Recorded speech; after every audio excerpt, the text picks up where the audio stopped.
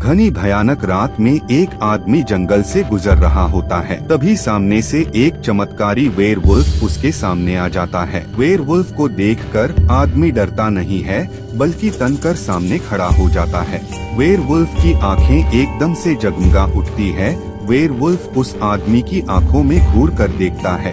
वो आदमी भी वेयरवुल्फ पर सम्मोहित हो जाता है और वो भी वेयरवुल्फ की आंखों को घूरता है। इसी घूरने के क्रम में उस आदमी की बहादुरी देख वेयरवुल्फ उसे जंगल के रक्षक के रूप में चुन लेता है।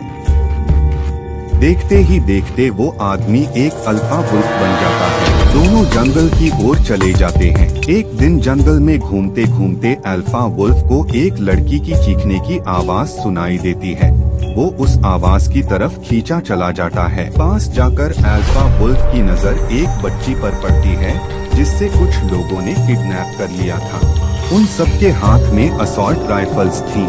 सारे बच्ची को घेर कर खड़े थे। वो बच्ची डर के कारण से रोए जा रही थी। अल्फा वुल्फ किडनैपर्स को बच्ची को छोड़ने को कहता है। किडनैपर्स उसकी बातों को नजरअंदाज कर देते हैं और उस पे जोर जोर से हंसते हैं।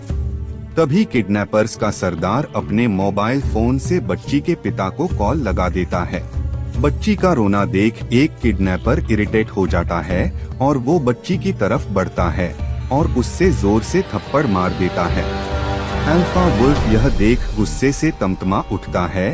किडनैपर्स यह देख अल्फा वुल्फ पर राइफल से गोलियों की बौछार करने ही वाले होते हैं।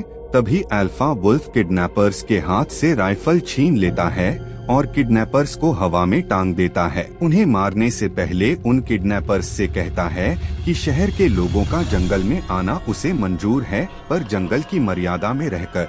जब तक वो जिंदा है, जंगल की हिफाजत में अपनी जान लगा देगा।